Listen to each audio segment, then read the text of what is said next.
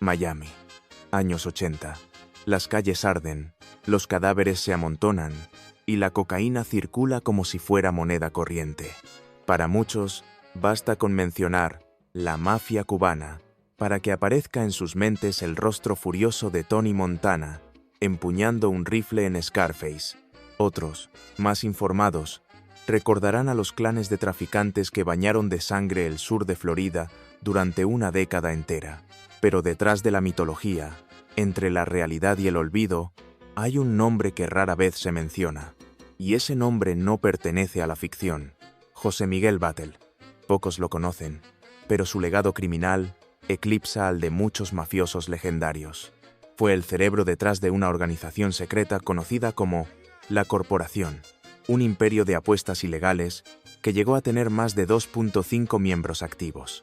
No eran simples apostadores, era una maquinaria bien engrasada que movía millones de dólares por semana, construía casinos en América Latina y tejía alianzas con la mafia italiana mientras ejercía un poder incuestionable sobre el crimen organizado cubano. No era un gángster cualquiera, era el hombre al que incluso los narcotraficantes le pedían permiso para operar. Si quiere conocer a la banda cubana más poderosa que jamás haya existido en Estados Unidos, tendrá que mirar al otro lado de la ley. Porque esto no es una película, es historia. José Miguel Batlle nació en 1929 en Alto Songo, un pueblo olvidado en el mapa de Cuba. Allí cursó la escuela, soñó con un futuro estable y a los 19 años ingresó al Cuerpo Nacional de Policía. Apenas un año y medio después fue trasladado a La Habana.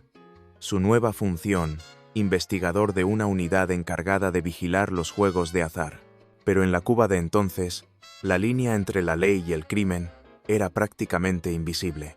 La policía no vivía del salario, vivía de las colaboraciones de burdeles, casas de apuestas, clubes nocturnos. Quien pagaba, operaba, quien no, desaparecía. Y Batlle no fue un reformador. No denunció el sistema, lo entendió y lo dominó. En pocos años, pasó de recoger sobornos en callejones oscuros a manejar pagos provenientes de los salones más lujosos de los casinos vinculados directamente al Palacio Presidencial de Fulgencio Batista. Ese acceso privilegiado a los círculos más elitistas del crimen organizado cubano le abrió puertas que definirían su futuro. José Miguel Batlle empezó a codearse con figuras clave, y uno de los contactos más valiosos fue Martin Fox, dueño del legendario Cabaret Tropicana. Un hombre con influencia, dinero y conexiones profundas con el submundo habanero. Fox no solo era empresario, había hecho su fortuna en un negocio ilegal que marcaría la carrera de Batlle, la bolita. Una forma de lotería clandestina con raíces en la tradición popular cubana que se expandiría años más tarde por los barrios latinos de Estados Unidos. Fue precisamente Fox quien lo presentó a un personaje aún más peligroso, Santo Traficante Jr., jefe de la mafia de Tampa y uno de los hombres más poderosos del crimen en América. José Miguel se convirtió en informante de traficante. Usando su puesto en la policía, filtraba información confidencial extraída de los expedientes de otros mafiosos. Ese pacto sellado en la sombra resultaría crucial cuando años más tarde Batlle se viera obligado a huir de Cuba.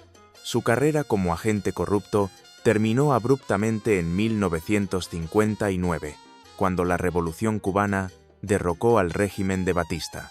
Con la llegada del nuevo gobierno, el juego fue prohibido. Los casinos cerraron y los sobornos dejaron de circular. El flamante investigador de apuestas fue transferido a la unidad de tránsito, un puesto irrelevante, sin prestigio ni oportunidades. Batlle no estaba dispuesto a vivir de un sueldo miserable ni a renunciar al estilo de vida que había conocido.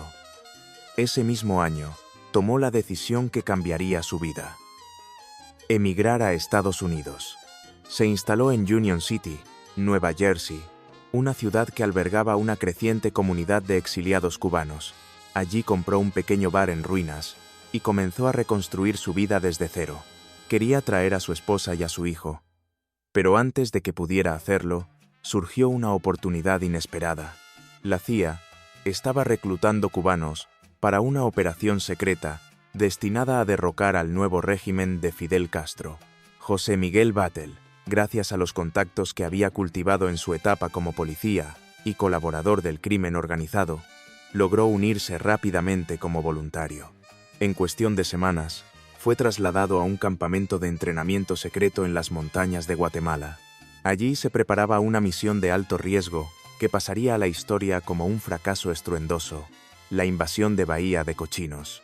En abril de 1961, más de 1000 exiliados cubanos, entrenados y financiados por la CIA, desembarcaron en las costas del sur de Cuba con la intención de derrocar a Fidel Castro.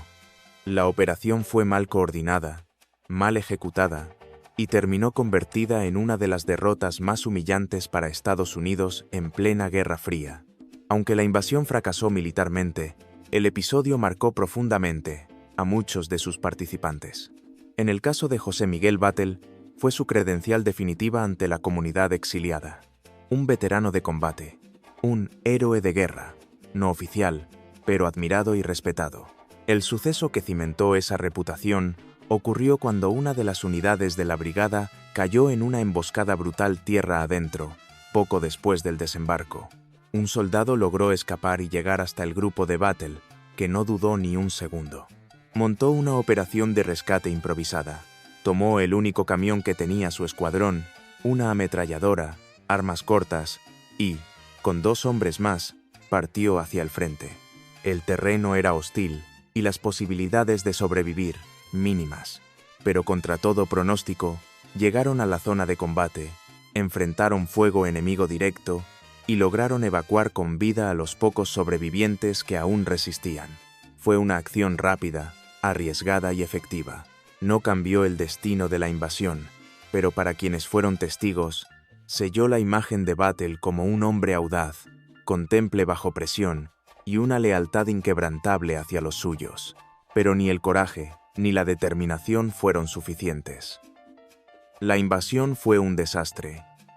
La brigada fue vencida en cuestión de días, y la mayoría de sus integrantes capturados por las fuerzas castristas. Batlle, junto con otros prisioneros, pasó más de un año encerrado en cárceles cubanas. Solo tras intensas negociaciones entre la administración de John F. Kennedy y el gobierno de Fidel Castro se logró un acuerdo. Los combatientes serían liberados a cambio de envíos masivos de alimentos, medicinas y maquinaria agrícola. Cuando regresaron a Estados Unidos, muchos de los veteranos se unieron a movimientos anticastristas. Algunos juraron dedicar sus vidas a la caída del régimen comunista. José Miguel Batlle, en cambio, optó por otro camino. Aunque nunca abandonó su odio hacia el gobierno cubano, su carácter era más pragmático. Para él, el enemigo principal no era solo político, era la pobreza, y necesitaba resolver su situación cuanto antes. Recibió una oferta para alistarse formalmente en el ejército estadounidense. Aceptó. Sirvió durante aproximadamente un año.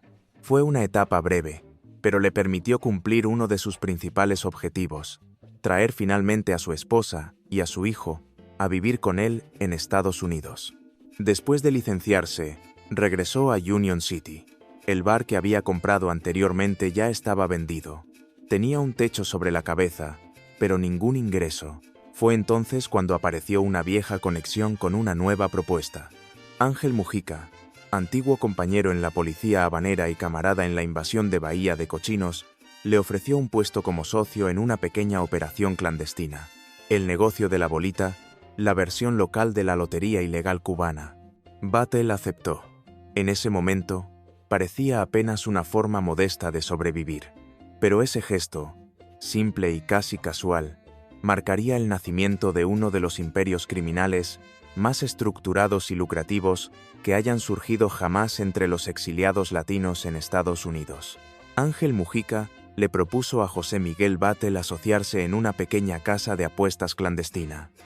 El negocio giraba en torno a un sistema muy conocido por los cubanos: la bolita. Batlle, sin más alternativas reales y con la necesidad de generar ingresos, aceptó la oferta de su viejo camarada. Ninguno de los dos podía prever que ese paso aparentemente insignificante acabaría dando origen a una de las organizaciones criminales más potentes del continente: la Corporación. Pero antes de seguir, hay una pregunta clave. ¿Qué es exactamente la bolita? El término proviene de la palabra bola pequeña. Su origen se remonta a principios del siglo XX, vinculado a la antigua Lotería Nacional de Cuba. En ese sistema, se utilizaban bolitas numeradas colocadas dentro de una bolsa o tómbola. De ahí se extraía al azar la bolita ganadora del día. La lotería oficial, sin embargo, no era accesible para todos. En una Cuba marcada por la desigualdad, los más pobres no podían permitirse participar en los juegos estatales. Fue entonces cuando surgieron los bolitos, personajes callejeros que ofrecían apuestas a menor escala. Así nació un sistema paralelo, clandestino, pero profundamente arraigado en la cultura popular cubana. Con el paso del tiempo, el método de seleccionar el número ganador evolucionó. Ya no se basaba únicamente en sorteos oficiales. En muchos casos, los resultados se tomaban de las carreras de caballos celebradas en los hipódromos. Cada bolito tenía su propio sistema. Algunos ofrecían apuestas sobre 100 números, otros ampliaban el margen hasta 500 o incluso 1. El cálculo era sencillo. A mayor cantidad de números posibles, mayor era el pago en caso de acertar. Si alguien apostaba un peso a un sorteo de 500 números y ganaba, cobraba 500 pesos. Esa posibilidad de multiplicar cantidades mínimas atrajo rápidamente a los sectores más pobres de la sociedad. Desde niños hasta ancianos, desde desempleados hasta amas de casa, la bolita se convirtió en un fenómeno social, en una especie de lotería del pueblo, un entretenimiento con apariencia inofensiva, que en manos de Battle se transformaría en una fuente inagotable de poder y dinero. La clave del éxito de la bolita residía en su accesibilidad. La apuesta mínima era tan baja como la unidad más pequeña de la moneda cubana. Eso la convertía en una opción real para cualquier persona, sin importar su situación económica.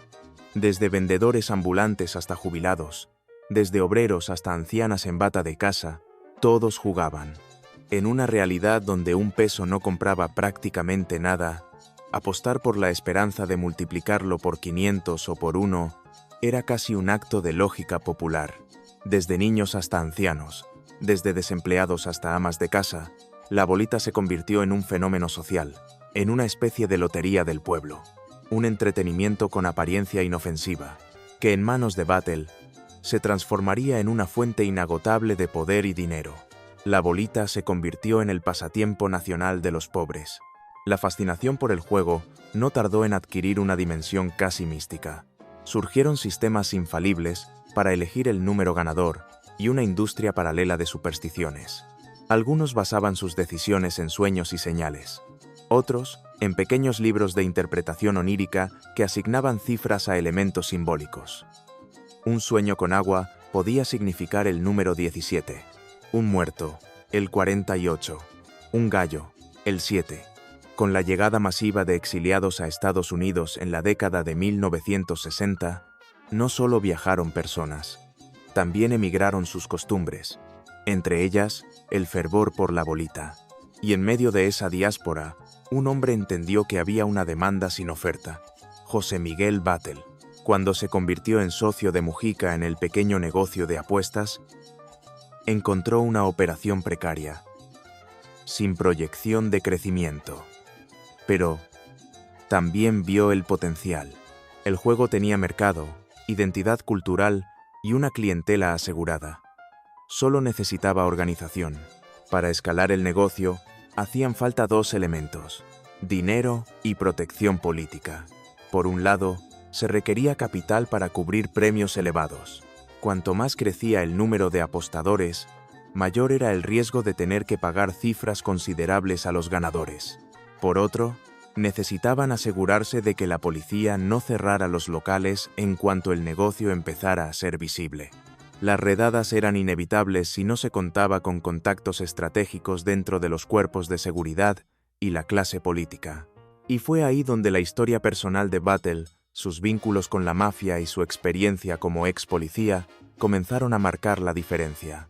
Ahí fue cuando las conexiones del pasado comenzaron a rendir frutos. Battle se puso en contacto con Santo Traficante Jr., el mismo capo de la mafia de Tampa con el que había colaborado años antes en Cuba. Organizaron una reunión.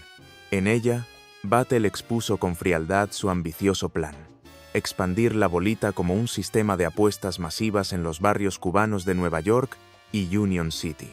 Pero no podía hacerlo solo. Necesitaba respaldo, protección, apoyo financiero. Ofreció a Traficante un porcentaje fijo de las ganancias semanales. A cambio, quería cobertura frente a las autoridades, asistencia logística y, sobre todo, ayuda para cubrir los premios grandes que pudieran descapitalizar la operación. Traficante no le dio una respuesta inmediata. Le prometió consultar con los jefes de las familias involucradas y cumplió. En los días siguientes, José Miguel asistió a 2 reuniones clave. La primera fue con Sam de Cavalcante, líder de la familia mafiosa en Nueva Jersey. La segunda, en Nueva York, con Anthony Salerno, representante de la familia genovese. En ambas estuvo presente Traficante, quien actuó como mediador. Las conversaciones avanzaron con rapidez. En poco tiempo, la mafia italiana dio luz verde al acuerdo. Así nació una alianza insólita entre exiliados cubanos y viejos clanes del crimen italoamericano. Había nacido la corporación, una estructura clandestina, pero operada con precisión casi empresarial. El negocio empezó a expandirse de forma explosiva. En poco tiempo, el mapa del juego ilegal en Nueva York y Union City estaba dominado por la red de bolita de Battle. Su antiguo socio, Mujica, fue incapaz de soportar la presión del crecimiento. Se fue alejando progresivamente hasta abandonar por completo el proyecto. José Miguel, en cambio, se convirtió en el cerebro de una operación masiva. La estructura era clara. En la cúspide, Battle. Por debajo, los banqueros, encargados de gestionar grupos enteros de puntos de apuestas. Cada banquero operaba uno o más locales y tenía a su cargo a decenas de personas. El primer nivel operativo eran los corredores, que recogían las apuestas directamente en la calle, en bares, tiendas o esquinas de barrio. Luego estaban los oficinistas, quienes recibían el dinero y registraban las combinaciones apostadas en apartamentos adaptados como centros de procesamiento clandestino. Era un sistema criminal, pero funcionaba con la precisión de una multinacional. La estructura de la corporación era más que un entramado de apuestas. Era una maquinaria de gestión financiera y control territorial. En la base administrativa estaban los contadores, responsables de llevar registros detallados de cada transacción. Pagaban sueldos, distribuían ganancias y, más importante aún, aseguraban que los sobornos a políticos, policías y funcionarios llegaran a su destino a tiempo. Por encima de ellos estaba el bloque de poder. Este grupo se encargaba de la seguridad interna de la organización. Su tarea no era solo intimidar o proteger. Su función era operar como un cuerpo paramilitar silencioso. Eliminaban a desertores, castigaban a ladrones que osaran robar a los corredores, vigilaban las oficinas y, sobre todo, gestionaban el flujo físico de dinero, desde los puntos de cobro hasta los contadores, y luego a las llamadas casas de seguridad, donde se almacenaban sumas millonarias. El sistema era tan eficiente como brutal, y también inmensamente rentable. Se estima que la corporación llegó a generar más de $50.000 diarios en efectivo. En los años 70, esa cifra equivalía a una fortuna. Buena parte de ese dinero terminaba en los bolsillos de Battle, pero no todo era ganancia neta. Para mantener funcionando esa red, debía pagar sueldos, entregar el porcentaje prometido a las familias mafiosas y sobre todo mantener contentos a los funcionarios clave. El jefe de la policía de Union City, Herman Volpe, recibía pagos regulares por parte de la organización. Su silencio era un escudo contra redadas y operativos. También estaba William Musto, alcalde de la ciudad, quien según diversas fuentes judiciales era beneficiario directo del dinero sucio. Con estos apoyos, Battle no solo consolidó su imperio, se convirtió en una figura influyente en la política local. Respaldó candidaturas, apoyó campañas y ayudó a colocar a varias personas en puestos clave del gobierno municipal. Union City no era solo su base de operaciones, era su feudo, pero ni siquiera una red de protección tan sólida pudo mantenerlo fuera del radar por siempre. Cuando el negocio creció tanto que se volvió imposible de ignorar, las autoridades federales comenzaron a moverse. A medida que la operación crecía, era imposible no notarla. Lo que comenzó como una red clandestina, ahora se manifestaba abiertamente en los barrios latinos de Nueva York y Nueva Jersey. Las apuestas, los corredores, el flujo de dinero, todo estaba a la vista. El FBI abrió una investigación contra José Miguel Batlle y su organización. Durante 4 años, agentes federales recopilaron pruebas, interceptaron comunicaciones, siguieron a miembros clave y trazaron el mapa completo de la corporación. Finalmente, en 1970, el caso fue presentado ante la Fiscalía. El juicio comenzó en julio de ese mismo año. 14 personas, incluido Batlle, fueron acusadas formalmente de conspirar para operar un sistema de apuestas ilegales a gran escala. José Miguel fue arrestado, pero obtuvo la libertad bajo fianza. En lugar de quedarse para enfrentar el proceso, tomó una decisión arriesgada. Huyó a España. Es difícil saber qué motivó esa decisión. Tal vez pensó que estaría más seguro lejos del alcance judicial estadounidense. Tal vez subestimó la gravedad del caso. Pero su estancia en Europa fue breve. Pocos meses después, regresó a Estados Unidos voluntariamente. Esa acción, lejos de beneficiarlo, le sumó una nueva acusación: fuga bajo fianza, lo que lo convirtió legalmente en un fugitivo. Aún así, la suerte parecía seguir de su lado. La ley rico instrumento legal que habría permitido acusarlo como líder de una organización criminal no fue promulgada hasta meses después de que se presentaran los cargos. Esa diferencia de tiempo lo salvó de una condena mucho más severa. En lugar de enfrentarse a décadas en prisión, Batlle se expuso solo a una pena reducida. Gracias a la labor de sus abogados y a un acuerdo de culpabilidad negociado estratégicamente, fue condenado a 18 meses de cárcel. Una sentencia increíblemente leve, considerando la magnitud de su red. Pero mientras cumplía esa pena, la calma se rompía en las calles. Dentro de la corporación, empezaban a gestarse tensiones que pronto se traducirían en sangre. Batlle había impuesto una línea clara: nada de drogas. Para él, la bolita era rentable, culturalmente aceptada y con riesgos legales relativamente bajos. El tráfico de cocaína, en cambio, era volátil, violento y capaz de destruir todo lo construido. Pero no todos pensaban igual. Sus propios hermanos, Gustavo y Pedro, operaban desde Miami y ya estaban involucrados en el narcotráfico. La decisión de ignorar las órdenes de José Miguel no solo desafiaría su liderazgo, también pondría en marcha una cadena de eventos que teñiría de rojo el mundo del crimen cubano. El primero en caer fue Gustavo Batlle, quien terminó en prisión por delitos vinculados al tráfico de drogas.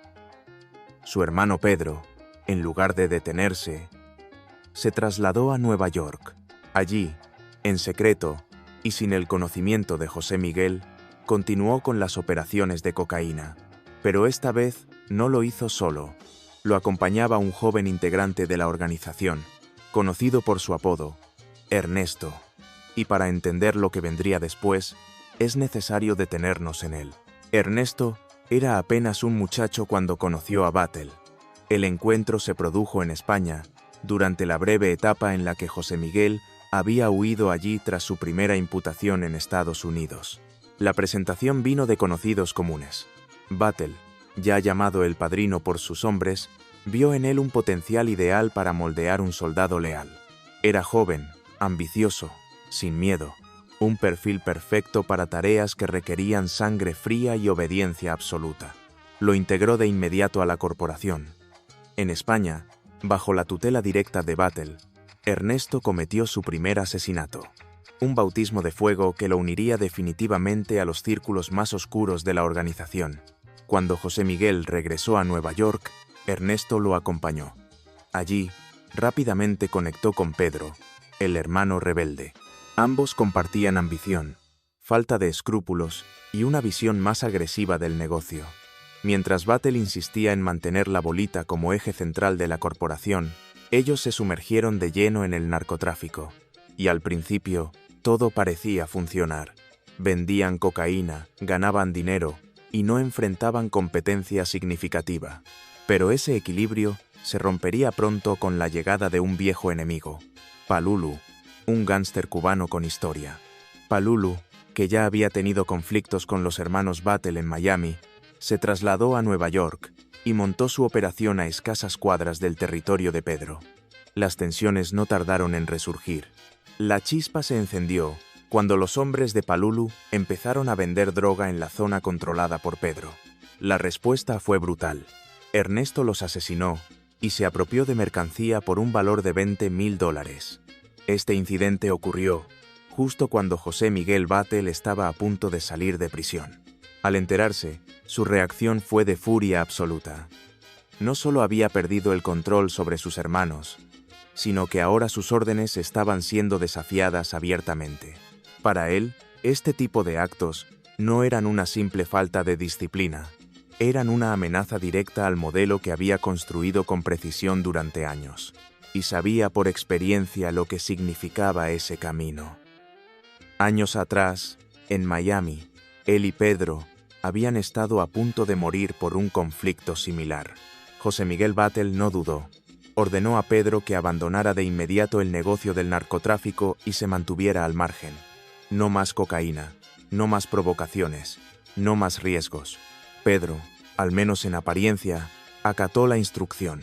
Dejó de traficar, pero no pudo evitar la vida nocturna, y fue precisamente esa debilidad lo que lo llevó a la muerte. Una noche, mientras bebía en un bar, se cruzó cara a cara con Palulu.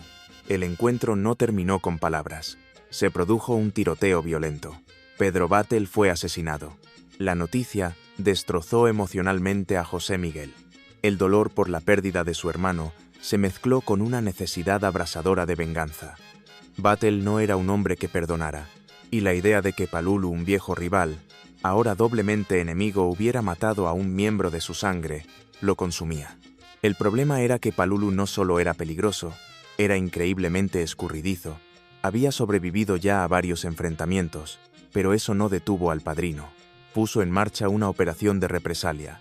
Asignó la misión a sus dos mejores hombres, Ernesto y Chino Acuña, sicarios de élite de la corporación. Durante meses, rastrearon a Palulu por todo el país. Interrogaron y torturaron a sus asociados. Eliminaron a cualquiera que pudiera estar vinculado. Decenas de cuerpos quedaron en el camino. Era una cacería sin descanso. Finalmente, localizaron un patrón en los movimientos del objetivo. Palulu solía reunirse con sus socios ciertos días en un parque. Prepararon la emboscada. Pero Palulu los vio llegar. Huyó de inmediato. En plena persecución, los sicarios lograron dispararle. Las balas impactaron en sus piernas. Fue trasladado de urgencia a un hospital.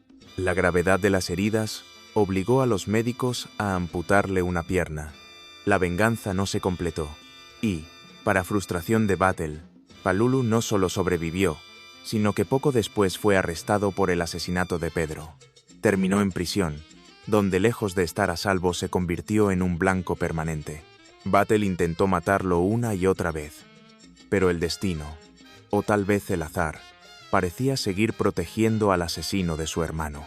Mientras tanto, otro problema se gestaba silenciosamente dentro de su propia organización. Uno que amenazaría la estabilidad de la corporación desde adentro.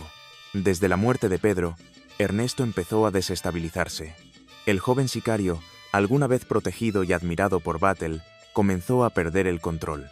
Se le había prohibido involucrarse en el narcotráfico, y el dinero que recibía como asesino a sueldo ya no era suficiente. La ambición lo devoraba. Inició entonces una campaña de presión constante sobre el padrino, exigiendo ser ascendido a banquero, una posición de poder dentro de la estructura de la corporación. Finalmente, Vatel accedió, pero fue un error. Ernesto no tenía aptitudes para esa función. Administrar puntos de apuestas no era lo suyo.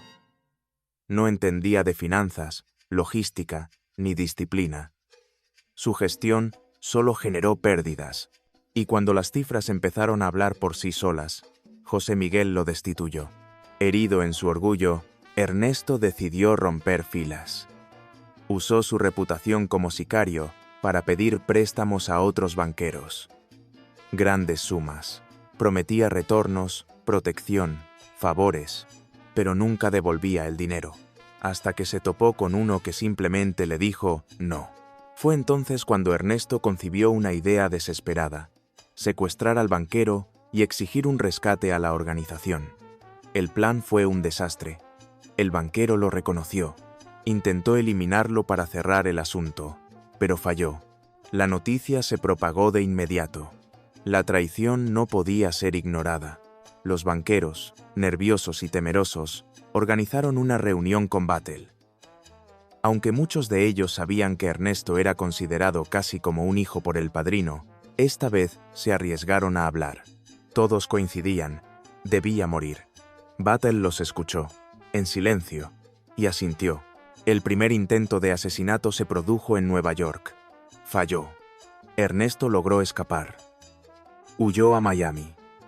Allí lo intentaron nuevamente. Le dispararon 2 veces más, pero tampoco tuvieron éxito. La herida más grave fue en el antebrazo. Vatel comprendió que no podía dejar el asunto en manos de otros.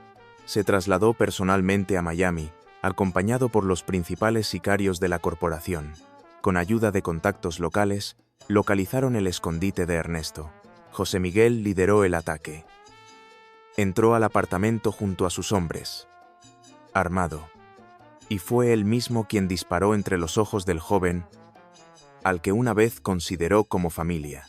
El golpe fue limpio, directo, definitivo, o eso parecía, pero en el apartamento no estaba solo. Con Ernesto se encontraba su novia, Idalia Fernández. Increíblemente, sobrevivió. La policía la halló malherida, envuelta en un charco de sangre, y la trasladó de inmediato al hospital. Contra todo pronóstico, se recuperó, y lo que hizo después cambiaría el destino del padrino. Idalia se convirtió en la primera testigo clave del intento de asesinato. Poco después, apareció un segundo, Charlie Hernández, íntimo amigo de Ernesto, implicado también en robos a banqueros de la corporación. Sabía que sería el próximo objetivo. Por miedo, por venganza o por simple instinto de supervivencia, Charlie decidió hablar. Reveló todos los detalles del atentado, cómo se planeó, quién participó y quién lo ordenó. Nombró a José Miguel Vatel como el autor intelectual del crimen. Por su parte, Idalia identificó a uno de los atacantes, Chino Acuña, uno de los sicarios más letales de la organización. No se atrevió a mencionar directamente a Vatel, pero su silencio fue tan revelador como cualquier testimonio. La investigación avanzó con rapidez. Aparecieron más testigos, personas cercanas a la organización que, en un clima de tensión e incertidumbre, confirmaron los relatos iniciales. Algunos incluso ofrecieron detalles que demostraban la presencia personal de Vatel en el lugar del crimen. Con ese cúmulo de pruebas, el caso fue cerrado. José Miguel Vatel fue condenado a 30 años de prisión. Todo apuntaba a que ese sería el final de su historia, una caída definitiva, antes incluso de alcanzar el punto más alto de su poder. Pero una vez más, el sistema mostró sus grietas. Los abogados de Vatel encontraron una debilidad técnica en la redacción del veredicto. La acusación decía que el imputado conspiró con Chino Acuña u otras personas desconocidas. Esa ambigüedad abrió la puerta a la apelación. El lenguaje legal, vago e impreciso, jugó a favor del acusado.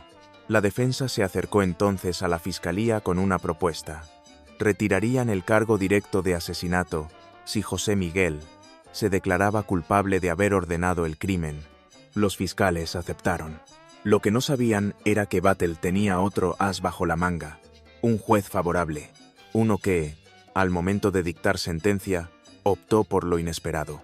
En lugar de confirmar los 30 años de prisión, le otorgó libertad condicional. Aunque el padrino salió libre, algo en él cambió para siempre. No fue una lección de humildad, fue una reafirmación de su poder. Había cometido un asesinato, él mismo apretó el gatillo, y aún así, El sistema no pudo retenerlo. La bolita seguía generando dinero a raudales. Los políticos locales estaban en su nómina. La policía lo respetaba o lo temía. Y la justicia, simplemente, fallaba en ponerle límites. Para Vattel, todo esto no era suerte. Era señal de que el mundo podía ser moldeado a su conveniencia. Y esa visión distorsionada lo llevó a transformarse en algo más peligroso que un capo cualquiera. Un jefe de crimen convencido de su propia impunidad. Pronto, toda la organización sentiría las consecuencias. Durante los más de 2 años que pasó en prisión, mientras se resolvía el juicio por el asesinato de Ernéstico, la corporación no se desmoronó. Al contrario, siguió operando con disciplina y eficacia. El liderazgo fue asumido por su hijo, Miguelito Vattel, y por un personaje singular dentro del entorno mafioso cubano, Abraham Reitz, el único banquero judío de la organización. Reitz no era un recién llegado. Había conocido a José Miguel en La Habana. Eran viejos amigos. Fue él quien introdujo a Vattel en los aspectos más técnicos del negocio de la bolita, años atrás. Abraham no solo tenía experiencia, sino también inteligencia financiera. Entendía de estructuras, de contabilidad opaca, de cómo mover dinero sin dejar rastros. Cuando Vattel fue encarcelado, muchos dentro de la corporación pidieron que Reitz colaborara con Miguelito para mantener la estabilidad. A pesar de los casi 20 años de diferencia entre ambos, Miguelito y Reitz se entendieron a la perfección, y juntos trazaron un nuevo plan: sacar a la corporación de la calle y trasladarla al mundo legal. Durante ese periodo, se consolidó una red de empresas legítimas en sectores estratégicos como el comercio minorista y la industria textil. Pero, como se vería más adelante, legalidad no siempre significa limpieza. Las empresas legales se convirtieron en el epicentro del nuevo esquema. Allí se transformaba el dinero sucio de la bolita en ingresos legales. El sistema operaba con un diseño sofisticado. El efectivo generado por las apuestas era canalizado hacia empresas fantasmas registradas en Panamá o en algunas islas del Caribe. Estas compañías prestaban dinero a los negocios legítimos controlados por Miguelito Vattel y Abraham Reitz en Estados Unidos.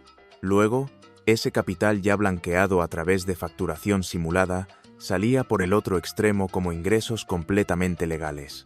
Las supuestas deudas con las empresas extranjeras solo existían en papel. Nadie esperaba un pago real. El modelo financiero era eficaz. Pero mientras los balances parecían sanos en los libros, la calle contaba otra historia. La autoridad de la corporación se había debilitado. Los corredores eran asaltados con mayor frecuencia. Algunos miembros traicionaban a la organización o desaparecían con dinero ajeno. Y Miguelito, lejos de actuar con firmeza, optaba por mirar hacia otro lado. La situación empeoró cuando uno de los banqueros de alto nivel, conocido como Isleño Dávila, decidió independizarse. Rompió lazos con la corporación y comenzó a operar bajo la protección de la familia Lucchese, una de las más poderosas dentro de la mafia italoamericana. Poco después, su nueva organización fue bautizada como la Compañía, y en menos de un año, se convirtió en una segunda fuerza en el mundo mafioso cubano de Nueva York. Cuando José Miguel Vattel salió de prisión, encontró un escenario que no le gustó nada. El sistema de lavado estaba funcionando. Las finanzas eran sólidas, pero su reputación estaba erosionada. En las calles, la corporación ya no infundía el mismo miedo de antes. Eso, para él, era intolerable. Decidió tomar medidas drásticas. Primero, restaurar la imagen de autoridad absoluta. Después, eliminar cualquier amenaza interna o externa. En ese periodo, antiguos miembros de la organización, incluido el círculo de Ernesto, fueron asesinados. No era solo una purga, era un mensaje. El respeto debía volver, aunque fuera a base de cadáveres. Para ello, designó al sicario Conrado Lalo Ponce como jefe operativo de un nuevo grupo de castigo. Su tarea era clara: restablecer el control con sangre, y durante los 3 primeros años de existencia de ese grupo, al menos varias docenas de personas fueron ejecutadas. Cualquiera que hubiera robado, traicionado o siquiera desobedecido, pagó con su vida. y aquellos que no entendieron la advertencia siguieron el mismo camino. El poder embriaga. Y José Miguel Batlle lo tenía todo. Corría la década de 1980. Hacía más de 20 años que su organización generaba millones de dólares con una regularidad casi matemática. La corporación superaba ya los 2000 miembros. Tenía funcionarios, policías, banqueros, políticos, todos bajo su control. Con una simple llamada, podía movilizar sicarios para eliminar cualquier obstáculo. Pero el poder absoluto tiene una consecuencia inevitable: la ambición desmedida. Para muchos líderes criminales, esa ambición se divide entre la codicia económica y el deseo de control total. En el caso de Batlle, la prioridad era el poder. Quería obediencia ciega, autoridad sin límites. Y cuanto más pasaba el tiempo, menos tolerancia mostraba ante cualquier forma de desacato. Incluso quienes habían sido fundamentales en su ascenso ya no estaban a salvo. El ejemplo más simbólico fue el caso de Ángel Mujica, su viejo amigo y socio original en el negocio de la bolita. Mujica se había retirado a finales de los 80. Vendió sus locales por una suma considerable, cerca de $500,000, y se marchó a España con la intención de iniciar una nueva vida en el mundo legal. Pero sus planes fracasaron. Perdió todo su capital en negocios fallidos y, con pocas opciones, regresó a Nueva York. Allí, decidió abrir un pequeño punto de apuestas por su cuenta. Sabía que operaba en el territorio de Batlle, así que, por respeto, pidió permiso directamente al padrino. La reunión fue cordial. José Miguel, sonriente, le dijo que no había problema, que podía aceptar apuestas y ganarse la vida. Pero en cuanto Mujica salió por la puerta, Batlle dio la orden de matarlo. Para él, el gesto de abrir un local antes de pedir autorización era un insulto, una afrenta a su autoridad, y nadie, ni siquiera un viejo amigo, tenía derecho a desafiársela, aunque fuera de forma involuntaria.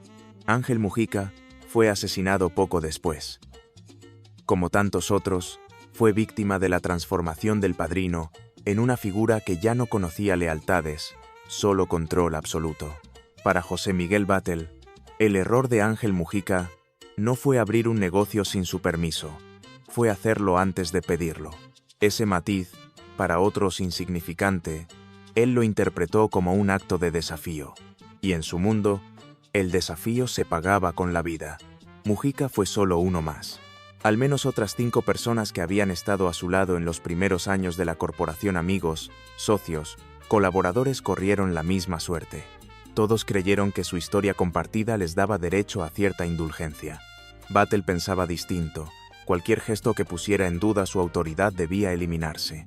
Pero su deseo de control no se limitaba a la organización, también se proyectaba hacia el exterior. En Nueva York, la corporación compartía territorio con varios grupos criminales. Por un lado, la compañía, dirigida por Isleño Dávila.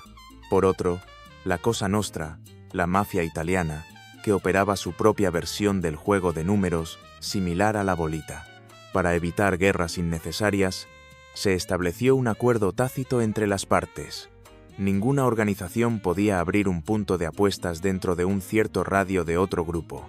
Era una especie de tratado de no agresión, respetado con precisión casi militar. Durante años, el pacto funcionó. Pero en 1982, todo cambió. La policía cerró uno de los locales operados por la compañía. Técnicamente, la zona quedó libre. La corporación, amparándose en las reglas, abrió su propio punto de apuestas en ese mismo lugar. Pero Dávila no lo vio así. Reclamó que, aunque el local había sido cerrado, su organización no había perdido el derecho sobre el territorio. En respuesta, reabrió su sede exactamente en el mismo sitio. Lo que había sido una coexistencia tensa pero estable, se convirtió en un conflicto abierto. Y como pronto quedaría claro, ninguno de los bandos estaba dispuesto a retroceder. El resultado fue inevitable. 2 casas de apuestas, una de la corporación y otra de la compañía, operaban puerta con puerta. Un polvorín a punto de estallar. Se convocó una reunión para evitar un enfrentamiento mayor. Participaron José Miguel Batlle y Isleño Dávila, quienes, Al menos en apariencia, lograron llegar a un acuerdo temporal. Pero la tregua no duró. Casi de inmediato, uno de los locales de la compañía fue consumido por el fuego. En su lugar, apareció un punto de apuestas de la corporación. La respuesta de Dávila fue idéntica. Incendió un local de Battle y reabrió el suyo en el mismo vecindario. El conflicto estaba oficialmente declarado. Una nueva reunión fue organizada.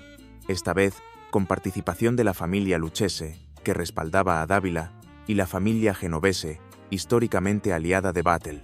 La tensión se palpaba en el aire.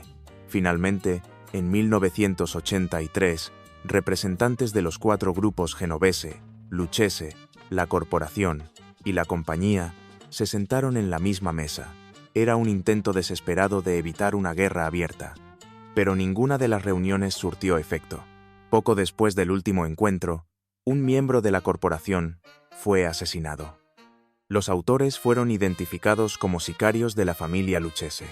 Y mientras los cubanos intentaban mantener las formas, los Lucchese continuaron ocupando silenciosamente el territorio de Battle. La situación se volvió insostenible. Las tensiones acumuladas, los acuerdos rotos y las provocaciones constantes desencadenaron una nueva etapa de violencia. Comenzó una guerra no declarada entre mafias, el arma principal, el fuego. Entre 1983 y 1985, más de 60 locales de apuestas ilegales fueron incendiados en Nueva York. El patrón era claro: locales de la corporación ardían una noche y los de la compañía la siguiente. La violencia no se limitó a los inmuebles. El conflicto dejó un rastro de muertes, incluyendo al menos 8 civiles, víctimas colaterales de una guerra entre clanes criminales que no reconocían límites. Y Battle, lejos de retirarse, no tuvo miedo de desafiar directamente a la Cosa Nostra. Los ataques incendiarios se volvieron rutina. Más de 60 locales de apuestas ilegales ardieron en un periodo de 2 años. Las llamas eran el lenguaje del conflicto, hasta que ocurrió lo impensable. En uno de los incendios, una niña resultó gravemente herida. El hecho conmocionó a la comunidad. Ya no se trataba de ajustes de cuentas entre mafiosos. La violencia había alcanzado a inocentes. A partir de entonces, el fuego cesó. No se sabe si hubo un acuerdo de paz o si el temor a la reacción pública y policial forzó la tregua, pero la guerra se detuvo, al menos de forma temporal. Para ese momento, José Miguel Battle ya había cambiado de escenario. Se trasladó a Miami y construyó una especie de rancho privado, de unas 9 hectáreas, en las afueras de la ciudad. El hombre que una vez había sido el terror de Nueva York, ahora interpretaba el papel de granjero. Contrató trabajadores para cultivar la tierra y criar gallos de pelea. Paseaba por los terrenos como si regresara a su infancia en el campo cubano. Pero no era una retirada, era estrategia. En paralelo, Battle comenzó a tener roces con una figura clave del juego ilegal en el sur de Florida, Óscar Álvarez, el principal operador de bolita en la región. Battle pensaba que, como nuevo jefe en la ciudad, los banqueros locales debían pagarle tributo, un porcentaje por operar en su territorio. Álvarez y los suyos no estuvieron de acuerdo. La respuesta del padrino fue inmediata. Atacó a la organización de Álvarez, intentando asesinar a su mano derecha, Gerardo Slez. La reacción de Álvarez, sin embargo, fue inesperada. No hubo represalias, no hubo guerra. Simplemente cerró su negocio y abandonó Miami. El mensaje fue claro. Nadie estaba dispuesto a desafiar el poder de Battle. La mayoría de los banqueros locales desertaron y se integraron a la corporación. Pero esa no fue la única victoria del padrino en ese periodo. Había una cuenta pendiente que aún lo atormentaba, un enemigo que, contra toda lógica, seguía vivo. Un hombre que había demostrado una capacidad casi milagrosa de esquivar la muerte, el asesino de su hermano Pedro.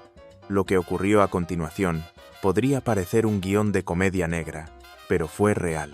La vida, a veces, supera cualquier ficción. Palulu, el asesino de Pedro Battle, había logrado lo imposible: sobrevivir una y otra vez a múltiples atentados. Tras su primer enfrentamiento con la corporación, José Miguel puso precio a su cabeza: $1000 de recompensa. Una cifra modesta, pero suficiente para atraer a oportunistas. En prisión, Palulu fue apuñalado por la espalda, pero, otra vez, salvó la vida. Después del ataque, fue trasladado a una sección de alta peligrosidad. Pasó el resto de su condena rodeado de internos, cuyos delitos les hacían temer por su propia vida. Irónicamente, eso lo protegía. Una vez liberado, un nuevo intento se produjo casi de inmediato. Un sicario, motivado por la recompensa, lo identificó en plena calle. Se produjo un tiroteo. Palulu recibió un disparo en el pecho y volvió a sobrevivir. Paradójicamente, terminó nuevamente en la cárcel, esta vez por portación ilegal de arma de fuego. 2 años más tarde, al salir en libertad, se encontró otra vez con cazadores de recompensas. Hubo más disparos, y otra vez salió ileso. Fue arrestado de nuevo. Otra condena. Cuando finalmente regresó a Nueva York, José Miguel Batlle decidió que era suficiente. Le encargó el golpe a su ejecutor de confianza, Lalo Ponce. El plan era meticuloso. Lalo se escondió en el vestíbulo del edificio de Palulu. Esperó el momento exacto. Cuando lo vio pasar frente a él, salió del escondite y le disparó a quemarropa. La bala impactó en la nuca. Pero una vez más, Palulu sobrevivió. La bala entró en el cráneo, pero no tocó el cerebro. La incredulidad era total. La calle ya lo apodaba el Inmortal, y para la corporación, eso era un problema serio. Si un hombre podía sobrevivir a tantos intentos de asesinato, entonces el miedo, su principal herramienta de control, comenzaba a desvanecerse. Batlle no podía permitirlo. Esta vez, tomó el control personalmente. Reunió a sus mejores sicarios. Localizaron a Palulu, lo secuestraron y lo acribillaron. 11 balas. Piernas, torso, hombros. Parecía imposible que viviera, pero vivió. Otra vez. Estuvo varios días en coma, tras una operación quirúrgica extrema. Pero salió adelante. Y entonces la leyenda se volvió un problema real. Las calles ya murmuraban que Palulu era invencible. Y eso dañaba directamente la reputación de la corporación. Batlle entendió que no bastaba con violencia. Hacía falta cerrar la historia. Mandó a un asesino al hospital, donde Palulu se recuperaba. Entró a su habitación. Le disparó varias veces. 2 balas al corazón, 2 a la cabeza. Esta vez, no hubo milagro. Pedro Batlle, finalmente, fue vengado. La muerte de Palulu fue celebrada como una victoria personal. José Miguel Batlle organizó una fiesta en Miami que duró casi una semana. Hubo excesos, alcohol, mujeres, música y un ambiente de euforia artificial. Batlle y sus hombres brindaban por la memoria de Pedro, convencidos de que su alma, al fin, podía descansar. Pero fuera de esa celebración desmedida, la realidad era otra. El padrino estaba tenso, paranoico y cada vez más aislado. Su traslado a Miami no había sido una simple reubicación. Había dejado al frente de la corporación a su cuñado, Nene Márquez, en un intento de apartarse de la presión diaria. En su mansión del sur de Florida, Batlle se refugiaba en drogas, lujos y fantasías de retiro, mientras en Nueva York la guerra con la mafia italiana se intensificaba. Los incendios, asesinatos y ajustes de cuentas entre criminales cubanos ya no podían ser ignorados por las autoridades. La bolita que durante años había operado en las sombras se había vuelto demasiado visible, y José Miguel Batlle era el rostro más reconocible del crimen cubano en Estados Unidos. El supuesto retiro en Miami no engañó a nadie. Tras el atentado contra Óscar Álvarez y su organización, informantes alertaron al gobierno federal de que Batlle seguía activo. El mensaje era claro: su intento de salir del radar había fracasado. Necesitaba desaparecer. Otra vez. Fue entonces cuando surgió un nuevo plan: abrir un casino en Perú. Todo comenzó con una propuesta que llegó a través de un contacto de confianza, un hombre llamado De Villers. Empresarios peruanos le habían asegurado que podían conseguir permisos políticos para abrir un casino en la capital del país.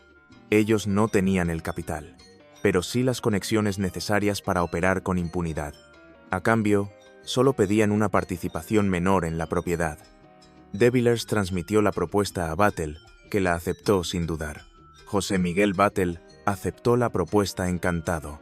Era, en teoría, la oportunidad perfecta para alejarse de la presión en Estados Unidos, mover dinero con apariencia legal y mantener un bajo perfil mientras la situación se enfriaba. Solo había un problema: nunca había administrado un casino. A simple vista, eso no debería haber sido un obstáculo.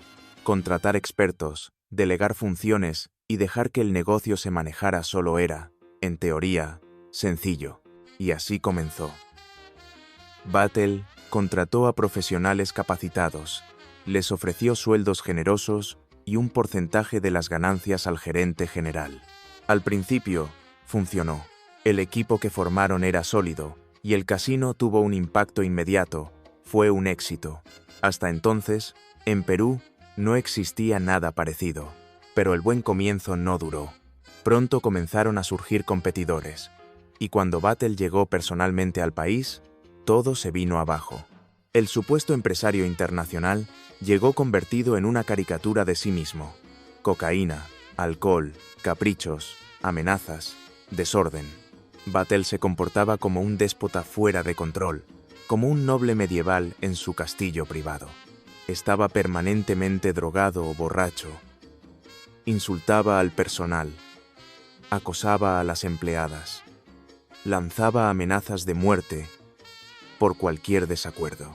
Para colmo, su nueva pareja sentimental comenzó a intervenir en decisiones administrativas.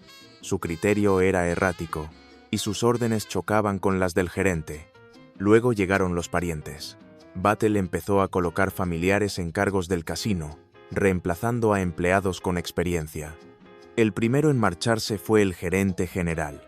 Luego, el jefe de seguridad, quien cometió el error de advertirle que consumir cocaína bajo las cámaras no era lo más prudente. Battle lo acusó de invadir su privacidad y lo amenazó de muerte. A partir de ahí, todo se desmoronó.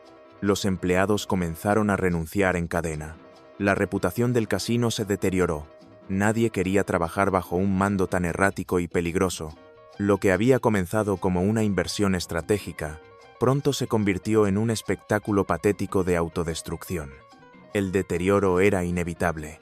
Los clientes querían jugar en un entorno profesional, seguro, con personal competente. Pero eso era imposible con un dueño como Battle. Finalmente, el gerente general, cansado de amenazas y arbitrariedades, demandó a José Miguel por una disputa relacionada con su indemnización. Battle no quiso pagar. Respondió como solía hacerlo, con amenazas de muerte. Ese conflicto fue el detonante de una investigación. Y en poco tiempo, las autoridades descubrieron que Battle estaba residiendo en Perú con un pasaporte falso. Fue suficiente para ordenar su deportación inmediata a Estados Unidos.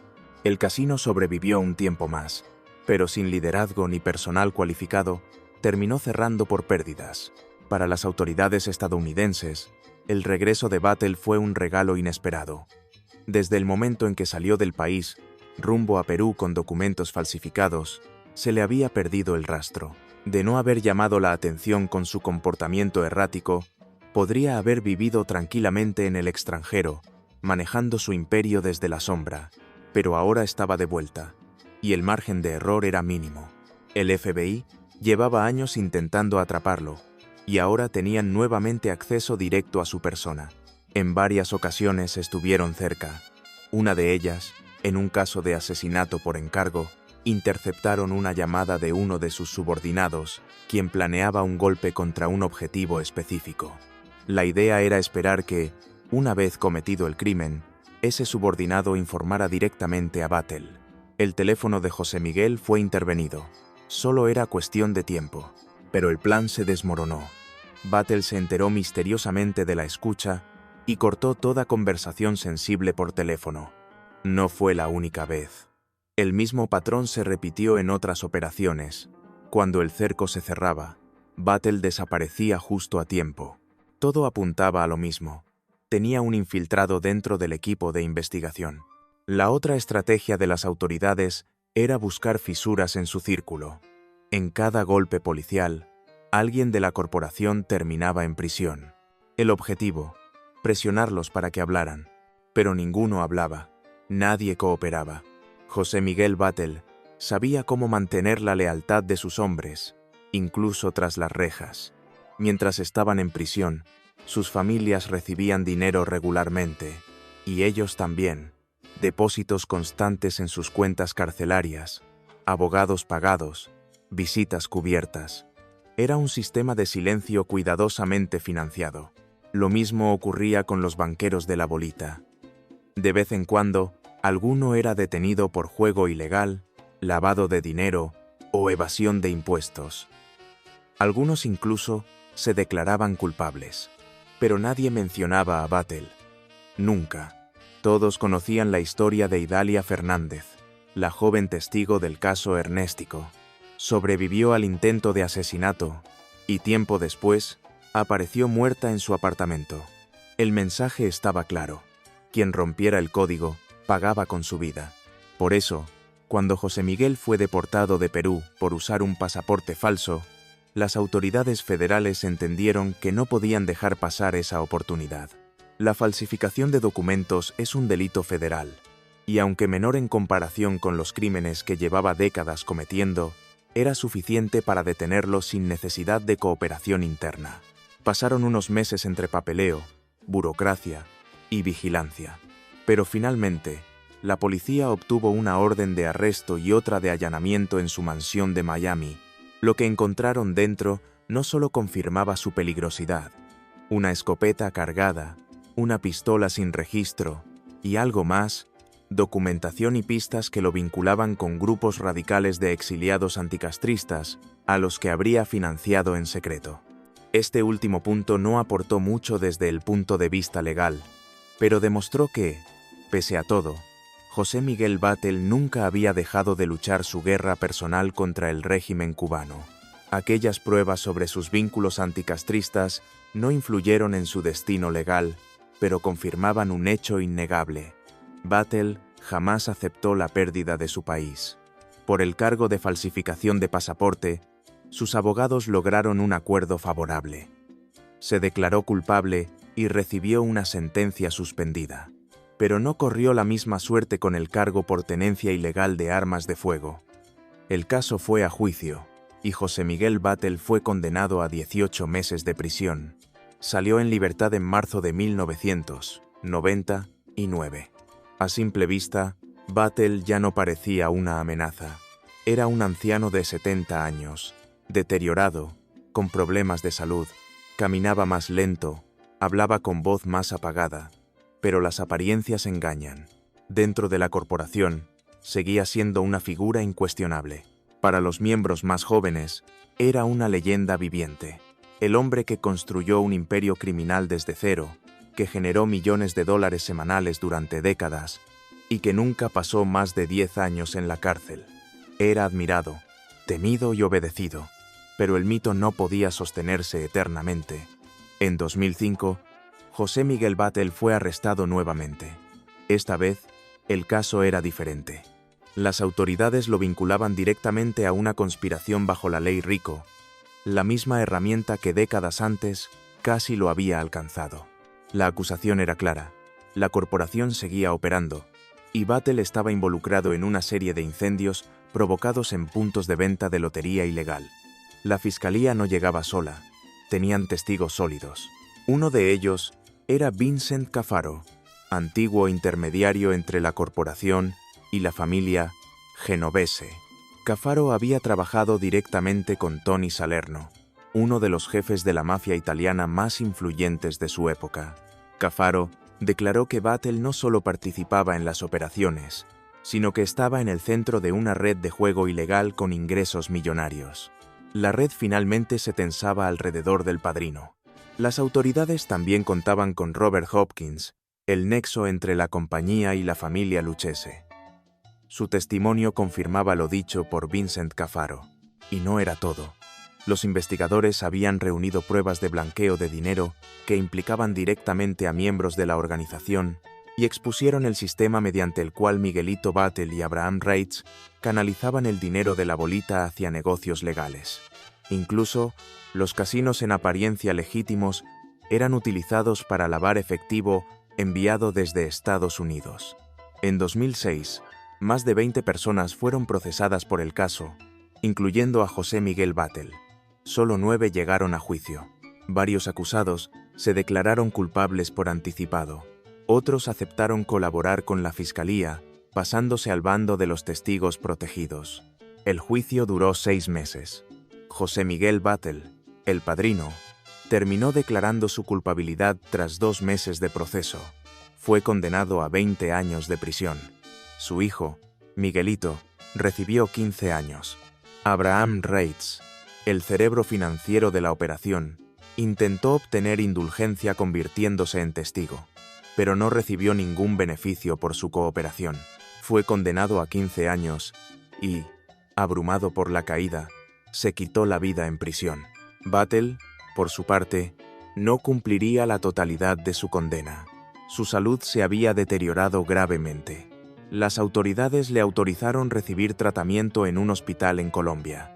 Allí pasó sus últimos años, diagnosticado con enfermedad pulmonar obstructiva crónica, cirrosis hepática, hepatitis B y fallo renal y hepático. Murió en agosto de 2007.